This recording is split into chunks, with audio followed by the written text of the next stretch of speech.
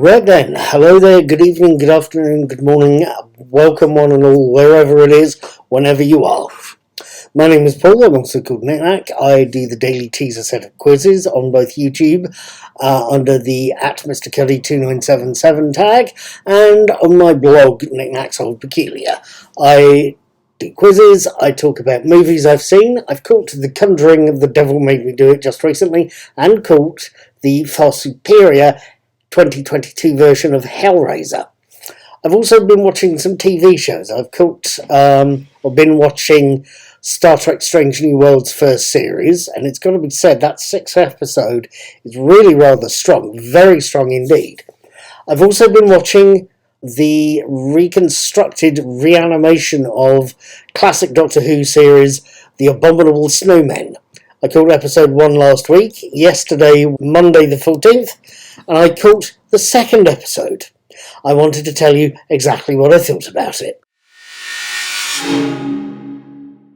Episode 2 follows on from episode 1, obviously, and shows us that Jamie and Victoria, Fraser Hines and Deborah Watling, running from an approaching Yeti that's trapped the pair in a cave. They only manage to avoid a horrible fate as Jamie pushes over the mining props holding up the roof of the cave, right on top of the menacing, hairy beastie. With the Yeti buried under a pile of rubble, Jamie snatches one of the strange metal balls piled up at the back of the cave, convinced that the doctor, Patrick Troughton, will want to examine it as soon as possible. So the pair head off away from the Yeti and off to find the doctor. At Detsen, or the Detsen Monastery, the Doctor is held prisoner by the monks, as the head guard, Crisong, Norman Jones, is convinced the Doctor is responsible for murdering someone and for the reported aggressive behaviour change in the local Yeti. And in a version of the ducking stalls used in medieval witch trials, Crisong plans to tie the Doctor to Detsen's outer gates, and if the Doctor gets hideously killed and eaten by Yeti, he's obviously innocent. Before he's almost fatally tried, the Doctor has a quiet word with a friendly monk called Dombey, David Spencer, telling him to look under the straw of the Doctor's prison bed.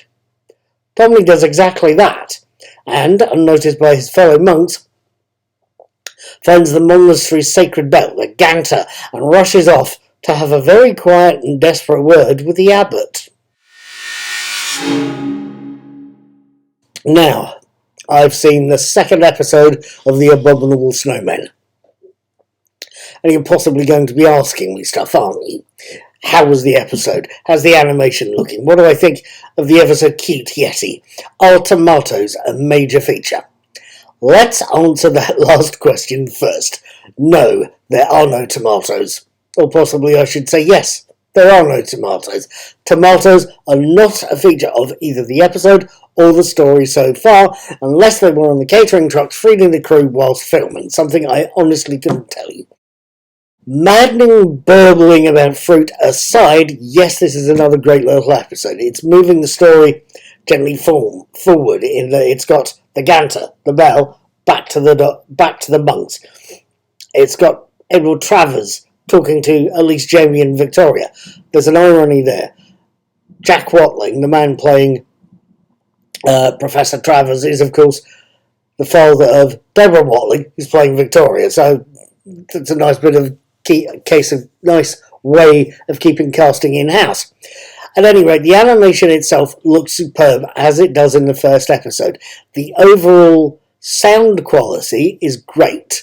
I think Mark Ayres has done his usual sterling job on this particular series, and I'm assuming he had some fairly good sources to work with, or at least fairly even ones. I didn't notice any particular jumps in quality of the sound.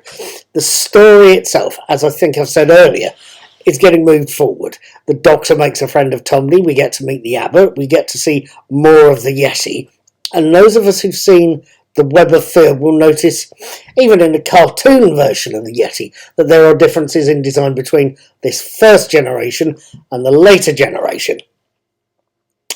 And we also get hints about Master Padmasambhava, the mysterious being that's in charge of the monastery.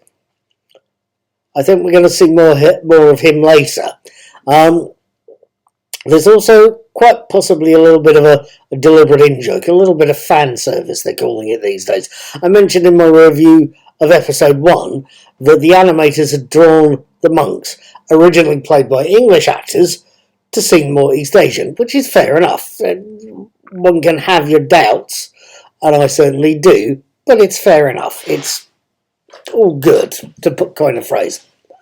But something that occurred to me last week, but that sort of had to wait until I'd confirmed the names of the relevant characters, was the simple fact that 2 of the monks in this story, Rinchen and Saipan, played respectively by David Gray and Raymond Llewellyn, had the redrawing treatment, the East Asianification, if you will.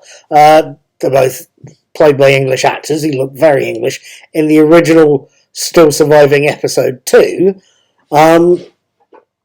But for this animated version, I think the animators have deliberately made them look like Choji and Campo Rinpoche, Kevin Lindsay and George Cormack from the Planet of the Spiders, the last John Pertwee story. In fact, it's quite blatant. I've got some pictures up on the blog version of this particular review, and it's quite obviously they've taken their cues from it. Quite frankly, I think it's nice to see. If you're going to do it with your tongue very firmly planted in your teeth. It's a nice bit of fan service, and it's slightly cheeky and slightly funny as well. With all of that said, have I watched another well-made episode? Yes, I have. Am I going to carry on watching? Yes, I am. Episode 4, I'll be seeing that next Friday, which will be the 21st, and I'll have my review up on the 22nd. I'll see you then. Please feel free to subscribe to my channel and to the blog, and follow me on Twitter, Instagram, Facebook, and of course now on Mastodon.